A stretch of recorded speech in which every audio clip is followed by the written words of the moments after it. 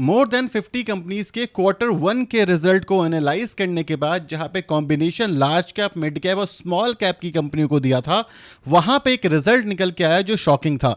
और वो रिजल्ट ये है कि जो एक्चुअली इंडियन कंपनीज हैं उनके रेवेन्यूज के अंदर स्लो डाउन आ चुका है, प्रॉफिट मार्जिन ऑलरेडी कंप्रेस हो चुके हैं, डिमांड जो है वो थोड़ी सी स्लो डाउन होते हुए दिख रही है। कल जो वीडियो बनाई थी उसके अंदर गवर्नमेंट भी इस चीज के ऊपर स्टैंप लगाती है कि जो हमारे जीएसटी के नंबर हैं, जो हमारे कंज्यूमर की डिमांड है, ये कम हो चुकी है। सो बेसिकली बाजार के अंदर क्या हो रहा है, बाजार के अंदर इसी चीज का रेप्लिकेशन आपको दिख रहा है। बाजार आज भी गिरा, कल भी गिरा, और बाजार के अंदर लोग इस समय पे थोड़े से डरे हुए कि बेसिकली हमें क्या करना चाहिए। लेकिन जब मैं ये रिजल्ट को एनालाइज कर रहा था तो एक बहुत अच्छी चीज मुझे देखने को मिली जो मैं आपके साथ इस वीडियो के अंदर शेयर करने वाला हूं। क्योंकि ओवरऑल ब्रॉडर लेवल पे बाजार में तो स्लो डाउन है, लेकिन अपॉर्चुनिटीज अभी भी सेक्टर वाइज और स्टॉक वाइज आपको देखने को मिलेगी। तो नमस्कार दोस्तों, मेरा नाम है अभिषेक उपाध्याय, आप देख रहे हो कॉफी थिंकर्स। अगर आपको logical, practical, data driven videos पसंद है तो ये चैनल आपके लिए है। और इस वीडियो में हम डिस्कस करने वाले हैं कि बाजार के अंदर जो करेक्शन आया इसका बेनिफिट कैसे उठा सकें। तो शुरू करते हैं वीडियो। तो सबसे पहले समझना पड़ेगा कि बाजार के अंदर चल क्या रहा है, तभी हम अपनी अपॉर्चुनिटीज को सही से ढूंढ पाएंगे। अगर आप हमारे बाजार के अंदर देखोगे तो जो हम रिटेल इन्वेस्टर हैं उन्होंने स्मॉल कैप, मिड कैप के अंदर इतनी एसआईपी करी हुई है कि वो बाजार को संभाले रखी है, जिस वजह से बाजार में एकदम से बड़ा करेक्शन नहीं आ रहा है। अगर हम एफआईआई और डीआई की बात करें तो एफआईआई जो है वो लगातार हमारे बाजार को सेल करते हुए आ रहे हैं। जो डीआई है, मतलब हमारे म्यूचुअल फंड वाले भाई, वो लगातार हमारे बाजार को संभाले हुए हैं, बिकॉज हमारी जो एसआईपी जा रही है वो कंटिन्यूअस है। लेकिन उसके बावजूद एक मेजर प्रॉब्लम आ रही है कि लास्ट एक साल के अंदर अगर हम अपने रिटर्न्स देखेंगे सो ऑन पेपर हमारे पास कोई भी रिटर्न्स नहीं है। इसका मतलब ये है कि जो मार्केट है वो कंसोलिडेशन में जा चुकी है। मतलब मार्केट ना इस समय पे अप जा रही है ना नीचे जा रही है। इसको हम टाइम करेक्शन भी कहते हैं। अब टाइम करेक्शन या कंसोलिडेशन में मार्केट कब जाती है? मार्केट को अपनी वैल्यूएशन सही करनी है।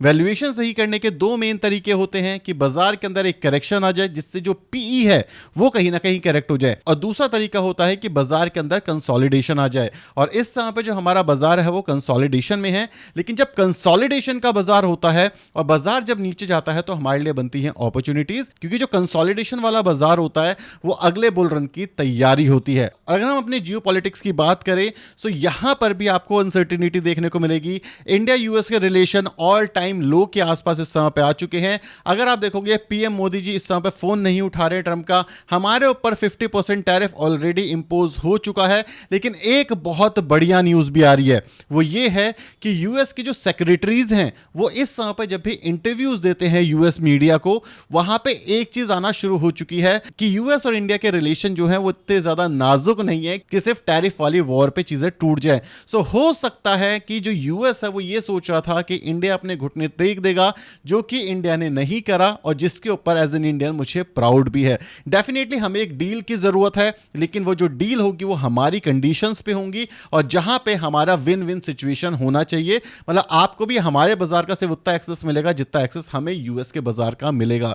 So net net most probably ये हो सकता है कि हमारे पास कुछ डील आ जाए, हो सकता है 1 महीने, 2 महीने, 3 महीने में, बिकॉज जियोपॉलिटिकल ट्रंप के अंडर बहुत बहुत ज्यादा इस समय पे कॉम्प्लिकेटेड है। क्योंकि एक दिन वो बहुत अच्छी बात करता है इंडिया के बारे में और दूसरे दिन ही वो ऐसी स्टेटमेंट दे देता है कि मोदी जी को मैंने बोला था 24 घंटे के अंदर वॉर रुकनी चाहिए और मोदी जी ने सिर्फ 5 घंटे में रोक दी। और इस तरीके की statement definitely as an Indian मुझे बिल्कुल पसंद नहीं है, क्योंकि चाहे मैं अग्री करूं मोदी जी के साथ या फिर मैं डिसएग्री करूं, एज एन इंडियन इंडिया के ऊपर मैं आंच नहीं आने दूंगा। और यही चीज मोदी जी कर, और इस चीज के अंदर मैं मोदी जी के सपोर्ट में खड़ा हूं कि हमें मेड इन इंडिया चीजें खरीदनी है और मेड इन इंडिया को हमें इतना ग्रो करना है कि जिस हिसाब से चाइना इस समय पे यूएस के आंख में आंख डाल करके लड़ रहा है और यूएस के बस की नहीं हो रही कि वो चाइना के ऊपर टैक्स इंपोज कर पाए, और इंडिया को भी इस लेवल पे ग्रो करना है कि इंडिया के ऊपर टैरिफ लगाने से पहले 4 बार वो सोचे। लेकिन यस, हमें ये चीज माननी पड़ेगी कि अभी हमारी कंडीशन इतनी अच्छी नहीं है, लेकिन ऐसा नहीं है कि हम घुटने टेक देंगे, हमें भी एक अच्छी डील मिलेगी और जब मिलेगी तो बाजार पूरी तरीके से ऊपर जाएगा। लेकिन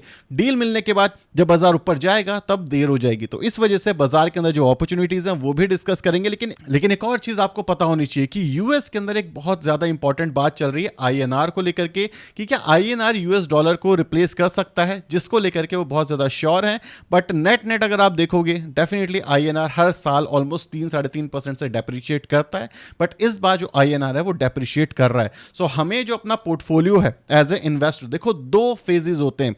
एक होती है देशभक्ति, जहां पे हमने अपने देश के बारे में पूरी चीज सोचनी चाहिए, और एज एन इंडिविजुअल आप देश को ग्रो कैसे कर सकते हो, देश के अंदर मेहनत से काम करके, देश को टैक्स दे करके, देश के अंदर अच्छे क्वेश्चन पूछ करके हमारी गवर्नमेंट से, ऐसे आप देश को सपोर्ट करते हो। लेकिन देश को भी आपसे तब सपोर्ट कर पाओगे जब आपके खुद के पास पैसे होंगे, क्योंकि तभी आप टैक्स दोगे।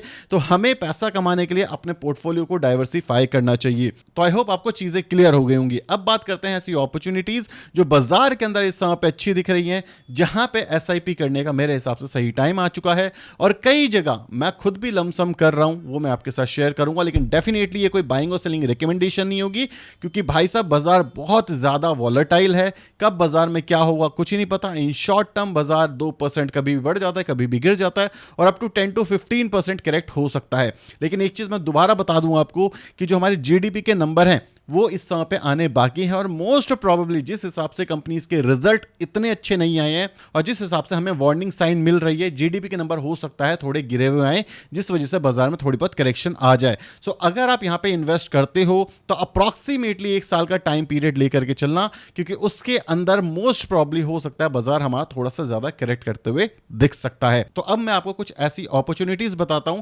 जहां पे हम इन्वेस्ट कर सकते हैं, जो हमें अभी अच्छे डिस्काउंटेड प्राइस पे दिख रहे हैं, और जिन कंपनीज के रिजल्ट्स भी काफी अच्छे आए हैं या आने की उम्मीद है। तो सबसे पहले शुरुआत करते हैं स्मॉल कैप इंडेक्स से।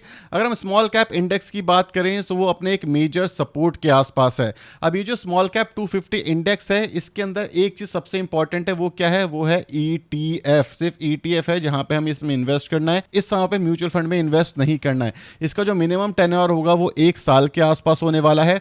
और इससे जो मेरी एक्सपेक्टेशंस है, मैं दोबारा बता दूं, ये मेरी एक्सपेक्टेशंस है, मैं आपको नहीं कह रहा क्योंकि ये हाई रिस्क होने वाला है। मेरी एक्सपेक्टेशंस है कम से कम 10% की। अब वो क्यों आई है वो मैं बताता हूं।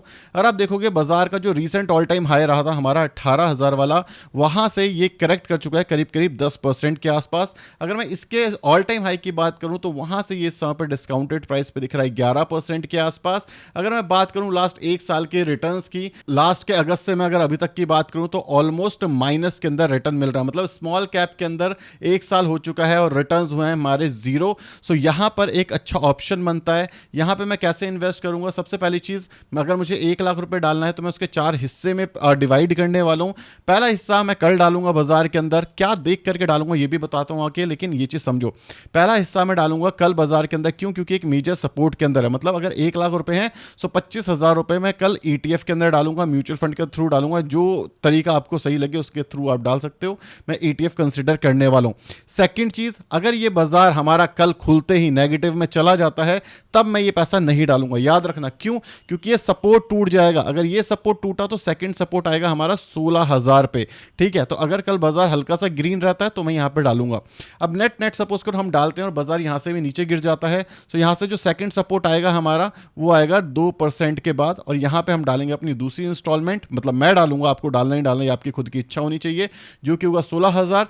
उसके बाद जो मेरी तीसरी इंस्टॉलमेंट होगी वो आने वाली है मेरी 15,200 रुपए के आसपास, और उसका जो चौथी इंस्टॉलमेंट होगी वो होगी 14,000 के आसपास, अगर जो हमारा बाजार है वो लगातार नीचे जाता है तो। अगर हम बात करें क्या हमारा बाजार डाउन साइड जा चुका है, मतलब डाउन ट्रेंड में मूव हो चुका है। अगर हम शॉर्ट टर्म की बात करें तो शॉर्ट टर्म के अंदर देखो, सच बताऊं तो बाजार दिख तो रहा है कि ये डाउन साइड के अंदर जा चुका है, लेकिन अभी हमें ये देखना पड़ेगा कि हमारा कल का बाजार कैसा रहता है। अगर कल का बाजार हमारा सही रहेगा तो उस सिनेरियो के अंदर हम ये डिसाइड कर सकते हैं कि डाउन ट्रेंड में है या फिर नहीं। शेयर बाजार में अगर पैसा बनाना है तो चाहे आपकी मार्केट नीचे जा रही हो या चाहे आपके बाजार ऊपर जा रहा हो, स्ट्रैटेजी टू स्ट्रैटेजी चीजें वेरी करती हैं। सो कल का बाजार मुझे ये बताएगा कि कल मुझे पैसा डालना है या मुझे थोड़ा सा रुक करके पैसा डालना है। तो पहली अपॉर्चुनिटी जहां पे मैं एक स्विंग लेने की कोशिश करूंगा, यहां से रिवर्सल आएगा, यहां से 10% मिलेंगे, वो होने वाली है स्मॉल कैप 250। तो यहां पे मेरी नजरें बहुत ज्यादा गड़ी रहने वाली है कि कल का बाजार मेरा कैसा रहता है। तो उसके बेसिस के ऊपर कल या फिर मंडे में एक एक्शन लेने वाला हूं। तो जब भी मैं इसको बाय करूंगा मैं अपनी मेंबर कम्युनिटी के अंदर पोस्ट कर दूंगा। तो अगर कोई चाहे कि उसको जानना है तो वो ज्वाइन कर सकता है। अगला स्टॉक जो है वो मेरी नज़रों में है, एक मेजर सपोर्ट के आसपास आ रहा है, इसके अंदर ऑलरेडी मैंने इन्वेस्ट किया हुआ है, एक अच्छा खासा डाउन साइड मुझे दिख रहा है। ओवरऑल मेरे पोर्टफोलियो के अंदर शायद 6 से 7% का डाउन साइड दिख रहा है, लेकिन अब मैं इसके अंदर दोबारा बाइंग करूंगा। ये कौन सा? ये है चोलामंडलम इन्वेस्टमेंट फाइनेंस। चाहो तो चोलामंडलम फाइनेंस में डाल दो, दोनों कंपनियां सेम है। मेरे पास Cholamandalam investment and finance company है, ये बड़ी कंपनी है, यहां पे पैसा लूज करने के chance almost next to impossible है अगर कंपनी के लेवल पे कोई दिक्कत नहीं आती तो। यहां पर भी एक मेजर सपोर्ट आता है 14 से 24 रुपए के आसपास, तो यहां पर मेरी इन्वेस्टमेंट जाने वाली है। अगला जो इंडेक्स होने वाला है वो इंडेक्स होने वाला है जिसने हमारे बाजार में जब गिरावट आई थी तो ज्यादातर इन्वेस्टर्स को बचाया था। अगेन मैं इसके अंदर पोजीशन बिल्ड कर रहा हूं बिकॉज यहां पे वैल्यूएशंस काफी अच्छी दिख रही हैं। वो है हमारा बैंक निफ्टी। अगर मैं बैंक निफ्टी की बात करूं तो आपको ये चीज देखने को मिलेगी कि भाई बैंक निफ्टी अपने ऑलमोस्ट सपोर्ट के आसपास आ चुका है, और ये जब जब हमारे सपोर्ट के आसपास आता है हमें बचाता है। अगर आप देखोगे यहां पर एक ऑलरेडी सपोर्ट ये ले चुका था एंड अगेन दोबारा यहां पे आ रहा है, तो इस वाले जोन पे सपोर्ट होगा। अगेन यहां पर भी इसने रेजिस्टेंट दिखाया था, यहां पे भी रेजिस्टेंट दिखाया था। सो पहली बाइंग बैंक निफ्टी के अंदर भी हो सकती है। ये कहां पर हो रही है? ये हो रही है 53,586 रुपीस के आसपास। सो जैसे बैंक निफ्टी इसके पास आएगा, एक मेजर सपोर्ट है। अगर यहां पे हम बाय करते हैं, अगेन मैं बोल नहीं रहा आपको बाय करना, ये आपकी इच्छा है, बाय करना चाहो करो, नहीं करना चाहो मत करो। तो और अगर हम यहां पे बाय करते हैं और बैंक निफ्टी में बाय करते हैं तो इसके दो मेजर बेनिफिट होने वाले हैं। सबसे पहला बेनिफिट है कि ये एक सपोर्ट है, सो मोस्ट प्रोबेबली सपोर्ट को रिस्पेक्ट करके वापस ऊपर की साइड जाएगा, और जब जब हमारे इंडेक्स को रिकवर करना है तो बैंक निफ्टी को रिकवर करना पड़ेगा। हर बुल रन के अंदर या हर ग्रोथ मार्केट के अंदर एक हमेशा आउट परफॉर्मर होता है। तो इस बार की जब बुल मार्केट आएगी तो मेरे हिसाब से सबसे बड़ा जो आउट परफॉर्मर होगा वो बैंक निफ्टी होगा, मतलब बैंकिंग स्टॉक्स, एनबीएफसी स्टॉक्स होंगे इस समय पे, क्योंकि आज की डेट के अंदर भी जहां पे बाजार के अंदर बहुत हाई वैल्यूएशन है काफी सही जगह, बैंक निफ्टी के जो स्टॉक्स हैं इस समय पे एक डिसेंट वैल्यूएशन के आसपास है। अंडर वैल्यूएशन मैं अब नहीं बोलूंगा कि अंडर वैल्यूएशन है, बट फिर भी ओवर वैल्यूएशन फॉर श्योर नहीं लगती। जब भी बाजार में गिरावट आए, अपने पोर्टफोलियो को भी प्रोटेक्ट करना हो तो क्या अच्छी स्ट्रेटेजी है कि जो स्टॉक एक डिसेंट वैल्यूएशन के आसपास है हमें वहां इन्वेस्ट करना चाहिए, क्योंकि जब भी करेक्शन आता है तो पूरा बाजार गिरेगा, इसमें नो डाउट, कोई स्टॉक नहीं बचेगा चाहे कितना अच्छा वो स्टॉक क्यों ना हो। लेकिन जब भी बाजार गिरता है तो हमें दो चीजें हमेशा याद रखनी चाहिए। पहली चीज कि हमारे बाजार में रिकवरी आएगी तो सबसे पहला सेक्टर कौन सा भगेगा? मेरे हिसाब से कंज्यूमर हो सकता है, बैंकिंग हो सकता है, जिस वजह से मैं यहां पर थोड़ा सा ज्यादा बुलिश हूं। सो ये चीज मेरी होने वाली है थर्ड पिक।